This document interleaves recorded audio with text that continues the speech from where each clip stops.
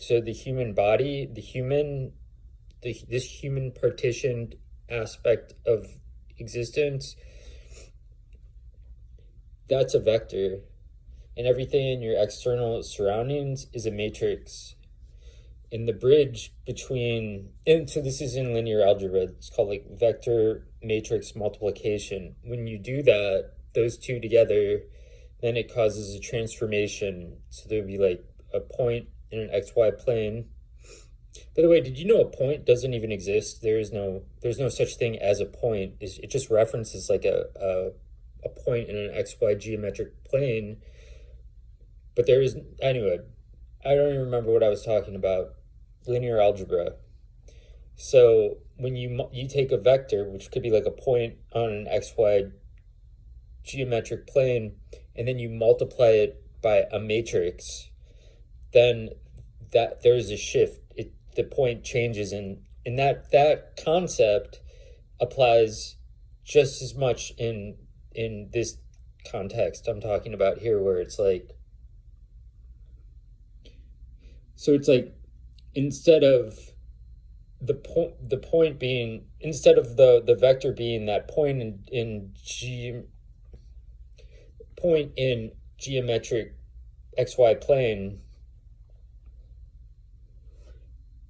the vector is the human body. And then when your eyes, which acts as kind of like a bridge, it connects the vector with the particular matrix you're going to multiply it by. So your eye then it leaves an impression, and there's a brain chemistry fires.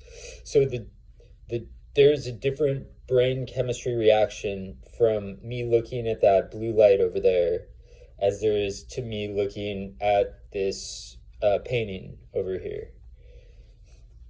And so like, when I looked, I wanted to also see, like, what did the lamp want to listen to? I don't know, something jazz. I can't, the first thing that comes to mind is Ornette Coleman, but it doesn't seem sincere. It doesn't also have to be jazz. But I'm just saying, like, if you look at the lamp and you start to try to think of stuff to listen to, it'll be like Ornette Coleman, Bartok, Eric Dolphy, Radiohead, and now I'm going to shift my gaze over to the alarm clock over there. Bartok, Steve Lehman, Scanner Darkly, which is a good movie. Sort of. Not really a good movie. It's very dark and depressing, but it's well made, at least.